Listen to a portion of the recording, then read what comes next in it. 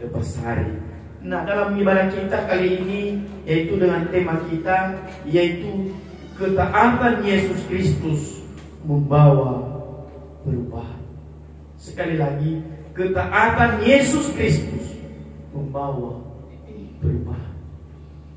Nah, Bapak Ibu dikasih Tuhan, kalau kita akan melihat bahkan banyak, bahkan baru kita akan melewati bahkan masa-masa pemilihan, bahkan banyak orang yang memenangkan sesuatu perubahan, bahkan banyak orang yang menyatakan dalam visi misi kehidupan, bahkan dalam hal dia berpolitik, banyak dia mengatakan mengalami suatu perubahan. Nah, tetapi apa? Suatu kenyataan atau bagaimana? Atau hanya suatu janji politik, atau suatu hanya janji diumbar untuk ke semua orang?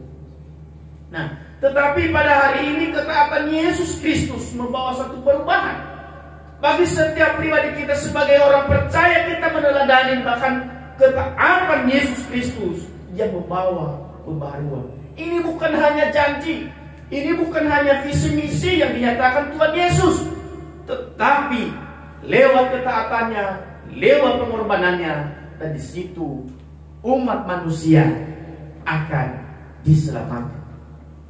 Mungkin banyak para caleg mengatakan, nanti saya begini, bahkan saya kasih sembako murah. Tetapi Tuhan Yesus tidak menjanjikan itu bagi kita. Amin. Nah, tetapi hanya yang diberikan adalah ketaatan Yesus Kristus membawa pembaharuan. Nah, bagi setiap kita, kalau kita akan melihat di dalam kitab Ibrani ini adalah menceritakan bagaimanakah bahkan ketaatan Tuhan Yesus Kristus bahkan dalam penderitaannya, sampai dia mati di atas kayu salib, bahkan sampai dinobatkan baginya adalah sebagai imam. Nah, bagi setiap kita akan meneladani akan hal itu.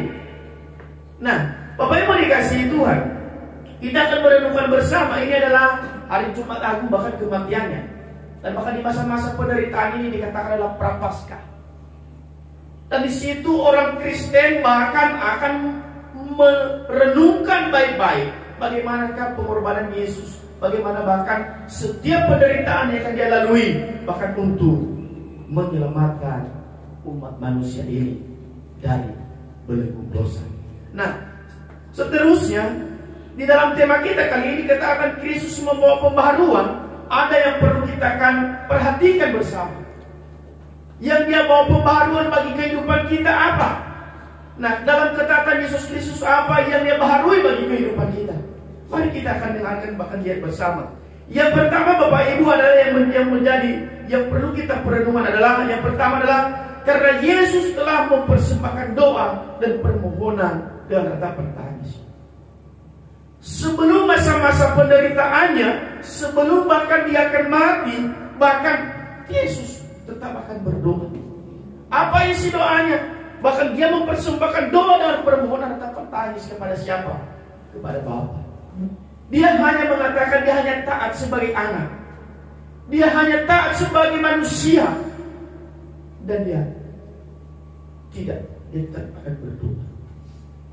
Nah, bagi setiap kita, nah secara di sini Paulus menuturkan bahwa Yesus Kristus dalam hidupnya sebagai manusia, ia mempersembahkan permohonan doa dengan ratapan tangis dan keluhan kepada dia itu Allah Bapa itu kepada dia, yaitu yang menyelamatkan dan membangkitkan dari antara orang mati.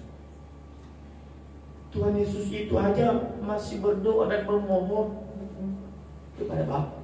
Nah, Tuhan memberikan teladan di situ, Tuhan memberikan pembaharuan di situ, bahwa di dalam setiap doa hanya itu yang bisa sanggup dia akan berkomunikasi dengan Allah.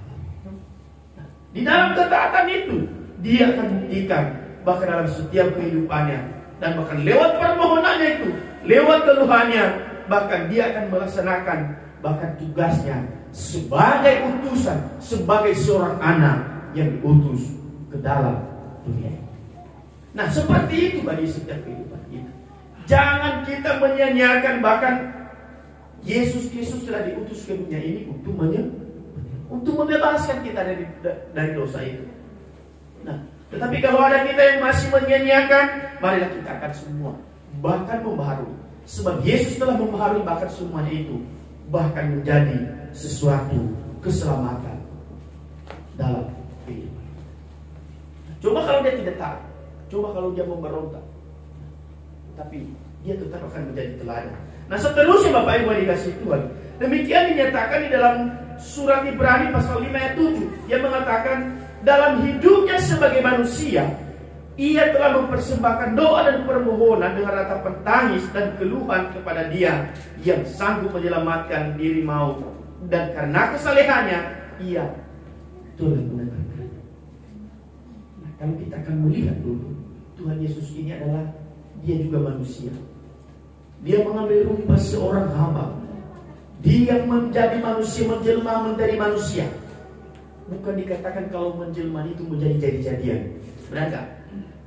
Tetapi dia akan menjadi manusia, bahkan biar apa yang dirasakan oleh manusia, dan dia juga akan merasakan. Dia meninggalkan tahtanya yang tinggi, tahtanya kemuliaannya. Adakah kita yang dalam tahta jabatan kita bisa kita akan turun seperti Tuhan Yesus yang telah memberikan contoh dalam ketaatannya? Nah, mari kita akan meneladani hal itu. Dia tetap berdoa, dia tetap rendah hati, walaupun naturnya 100% Tuhan dan naturnya 100% manusia. Maksudnya itu adalah kepribadiannya. Manusia 100% dan Allah juga 100%. Nah, bagi setiap kita, mari kita meneladani kerendahan hati hal demikian. Nah, seterusnya ketika kita bahkan berdoa, hal ini akan menandakan bahwa pergumulan itu pasti dapat kita hadapi ketika memanjatkan doa kepada Tuhan. Tuhan Yesus dia akan berdoa, dan dia tahu bahkan dia akan mati dan dia akan bangkit kembali, dan itu akan dia doakan, dan bahkan dia akan dibangkitkan kembali. Nah, bagi setiap kita, marilah kita terus berdoa.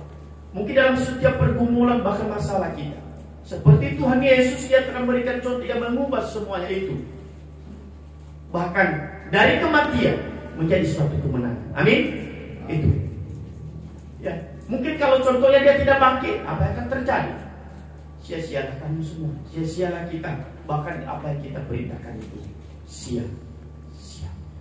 Nah, seterusnya yang kedua, yang menjadi pembaharuan yang kedua adalah yaitu karena Yesus telah belajar menjadi taat. Nah, di dalam ayat yang ke-8 di situ kita akan mengatakan, dan sekalipun ia adalah anak, ia telah belajar menjadi taat dari apa yang telah dideritanya. Nah, di dalam penderitaannya Tuhan Yesus belajar menjadi taat kepada Allah Bapa. Nah, sebab ketaatannya demikian, walaupun dia adalah anak tunggal Allah, namun ia telah belajar menjadi taat terhadap segala sesuatu yang telah dideritakan. Segala sesuatu apa yang dideritakan oleh Tuhan Yesus, dicaci maki, diludahi, bahkan dikatakan sebagai pengajar sesat, bahkan dikatakan bermacam-macam. Tetapi dia akan mengubah segala sesuatu itu. Nah, di dalam Ibrani 5:8 mengatakan dan berbundan, sekalipun ia adalah anak, telah belajar menjadi taat dari apa yang telah diderita. Menjadi suatu guru baginya, menjadi suatu pengalaman baginya. Apa yang telah dilakukan kepada dia, baik dicaci maki, baik dia akan diolok, dia akan belajar dan ketaatan untuk. Nah, sebagai orang percaya, kita belajar akan hal demikian. Tanpa dia melawan, tanpa dia membalas, tanpa dia bahkan melakukan perlawanan. Benar gak? Nah, isi itu perubahan yang Tuhan Yesus nyatakan di dalam keteladanannya, dalam kepribadiannya. Nah, sebagai anak-anak Tuhan, sebagai jemaat Tuhan, bagaimana dengan pribadi kita? Apakah kita sudah menjadi jemaat yang taat? Apakah kita sudah menjadi jemaat yang belajar di dalam setiap bahkan masalah yang kita hadapi? Bahkan apa sudah kita belajar di dalam setiap apa yang menjadi pergumulan kita? Kepada Tuhan. Mari kita akan berteladan. Sebab keteladanan yang dia berikan itu adalah sungguh luar biasa, bahkan menjadi contoh bahkan bagi setiap orang percaya.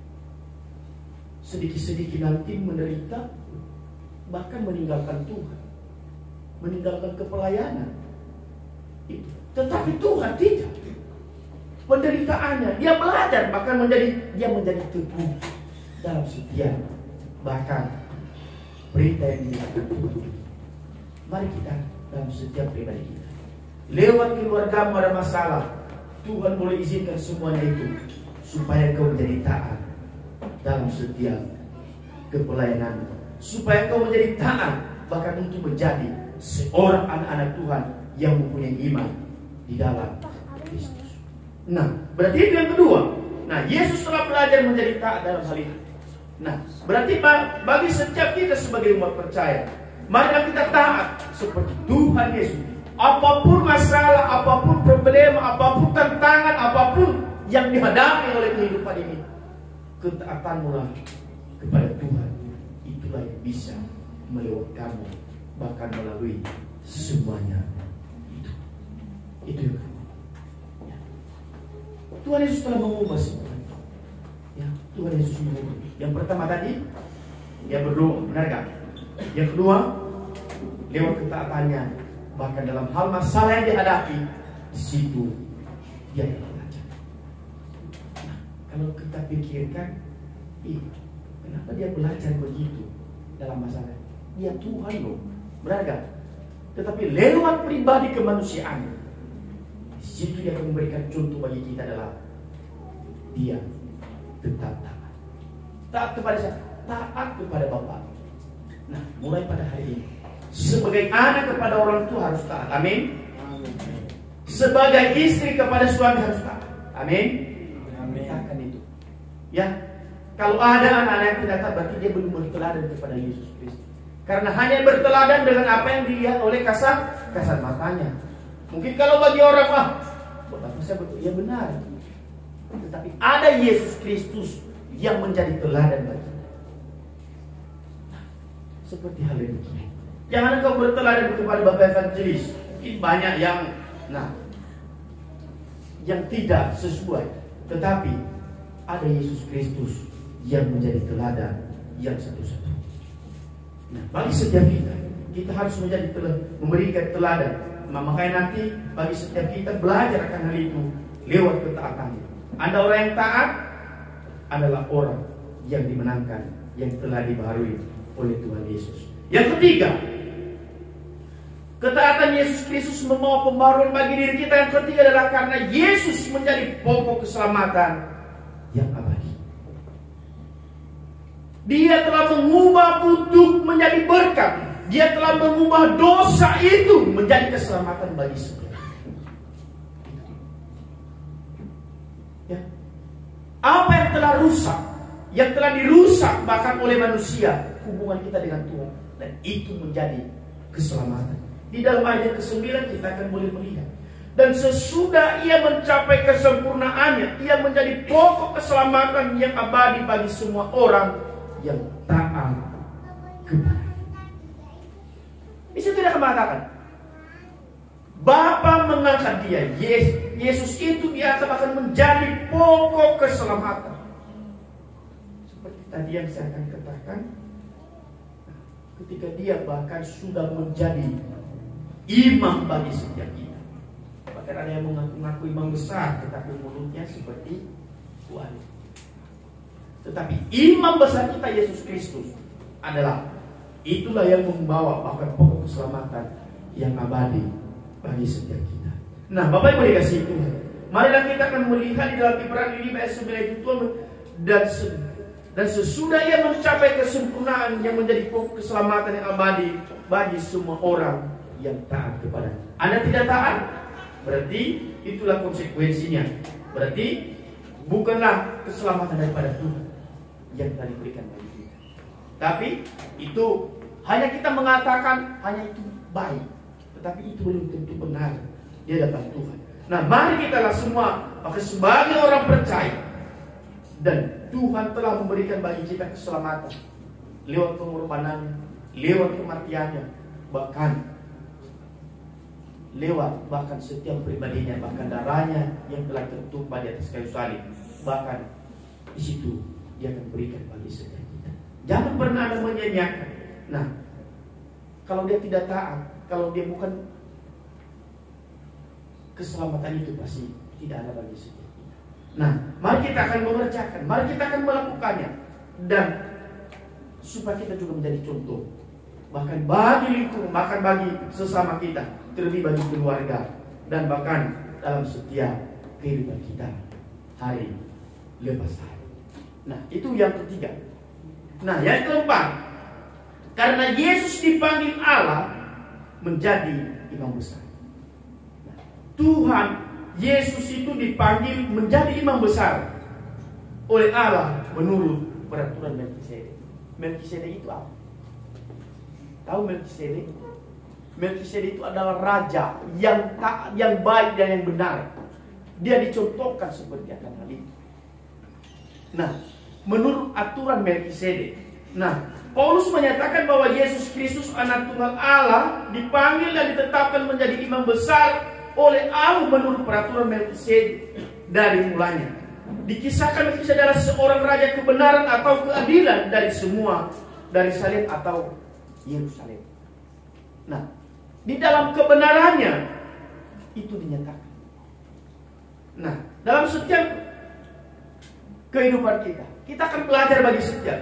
Dia itu adalah Tuhan yang adil, Tuhan yang benar, imam yang benar, dan yang memberikan keselamatan bagi kita.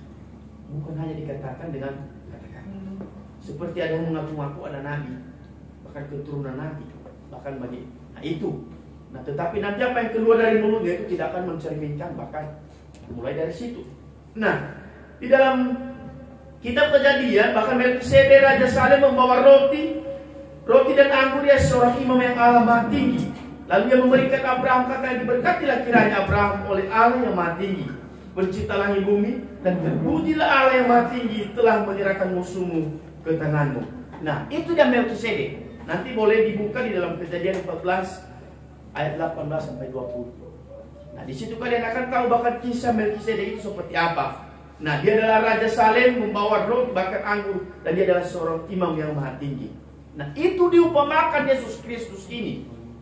Nah, menurut aturan Melkisedek itu, karena di dalam hal penciptaan langit dan bumi dia terpuji, bahkan Maha Tinggi, bahkan setiap pekerjaannya ketika dia akan menjadi raja. Nah, bagi setiap kita Bapak Ibu, marilah kita, bahkan dalam setiap kehidupan kita, marilah kita akan belajar akan hal itu. Lewat ketaatan Yesus Kristus membawa pembaharuan dalam kehidupan kita. Apapun itu. Ya. Jangan hanya kita mengatakan, bahkan semana mengenal Yesus, iya, orang Kriok itu. Apa yang dia baharui dalam kehidupan? Ada yang dia baharui dalam keluargamu. Apa yang dia baharui dalam pekerjaanmu? Mari kita akan belajar bersama-sama. Seterusnya Bapak Ibu dikasih Tuhan. Kalau kita bandingkan juga di dalam Filipi, bahkan di situ kita akan tahu bahkan bagaimana ketaatan Tuhan Yesus bahkan ketika dia ke dunia. Nah, kita harus menjadi di sini adalah bagi setiap orang percaya. Pertama, mari kita mempersembahkan doa dan permohonan dengan tetap, bahkan dengan ratapan tangis. Maksudnya adalah dengan kesungguhan hati. Bahkan dengan kita berdoa, bukan hanya dikatakan berdoa, ya sudah berdoa.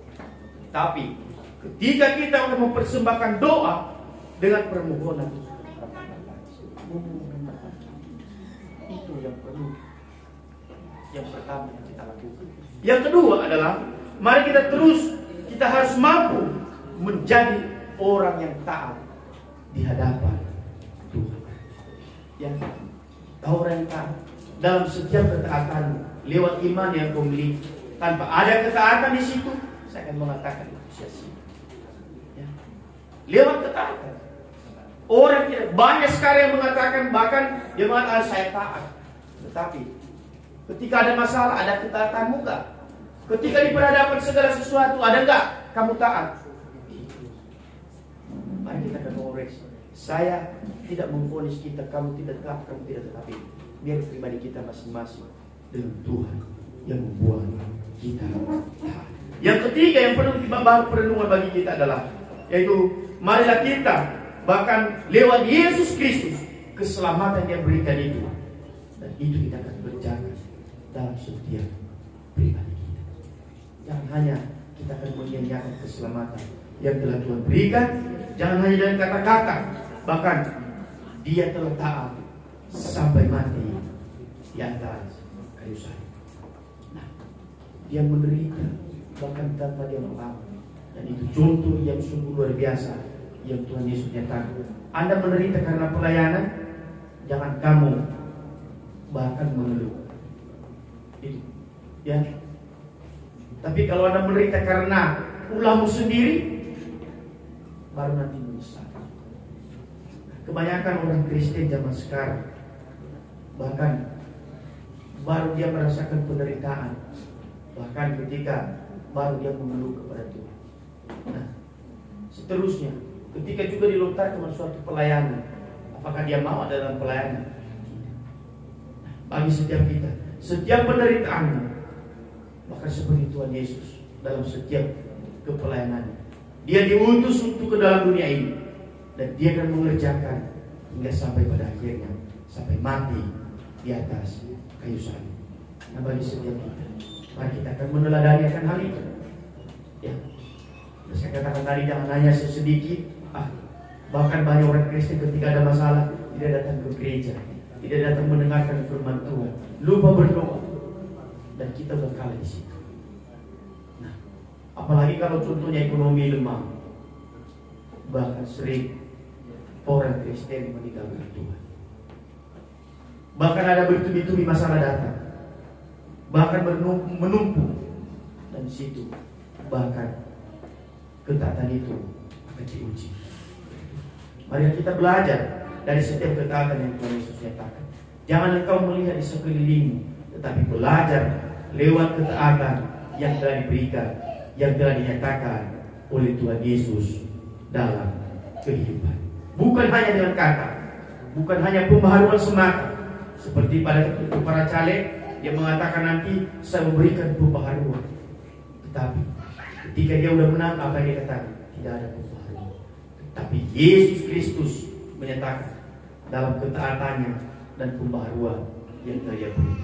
Dia membaharui setiap jiwa kita, Dia mengubah setiap diri kita, bahkan Dia melayakkan kita sebagai anak-anak Tuhan. Nah, Bapak Ibu dikasih Tuhan, mari kita akan renungkan firman Tuhan pada hari ini. Lewat firman Tuhan dan lewat tema kita kali ini adalah yaitu ketaatan Yesus Kristus yang membawa pembaharuan. Biarlah ketaatan itu yang ada dalam diri kita, dalam keluarga, dalam setiap kepelayanan kita, dan apapun yang kita lakukan adalah ketaatan Yesus Kristus yang membawa pembaharuan dalam diri kita. Tuhan Yesus memberkati. Mari kita akan bersatu di dalam doa. Segala puji syukur hanya bagi-Mu ya Tuhan.